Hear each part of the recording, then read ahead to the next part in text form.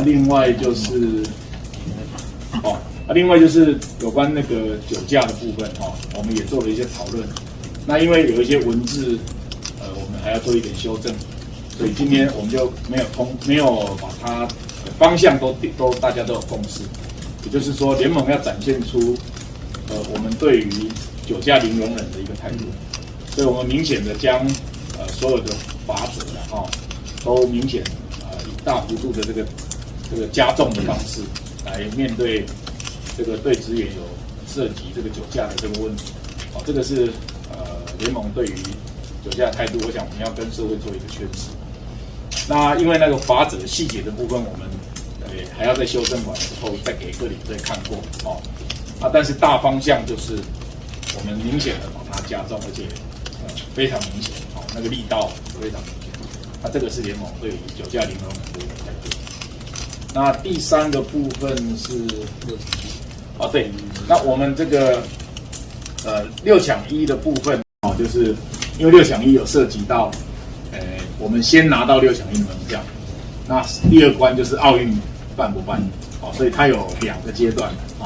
所以我们今天先通过上半球季的调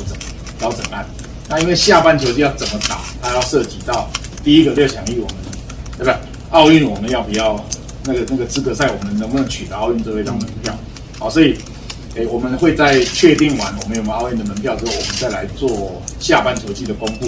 那上半球季我们这2天，今天联盟整理好，应该明天我们就会把上半球季的赛程，我们就会做一个公布因为我们会有几天是卡到中华队的主训，也就是说我们是6月7号报到，所以8号有1周的行程，我们会因为中华队要主训，所以有1周的行程会受到耽搁就会这样。那另外就是今天讨论的明星赛的时间，那我们大概原则就是7月17、182天这个就是我们目前有讨论出的时间。那当然相关的细节联盟会再公告了就是到底今年明星赛的相关的这些内容，但是让大家知道大概时间就是定在7月17、18。那同时呢，这个我们今天也讨论一个，就是说，因为我们希望能够联盟职棒的这个职业运动能够更加的精进，所以我们联盟的项下，我们会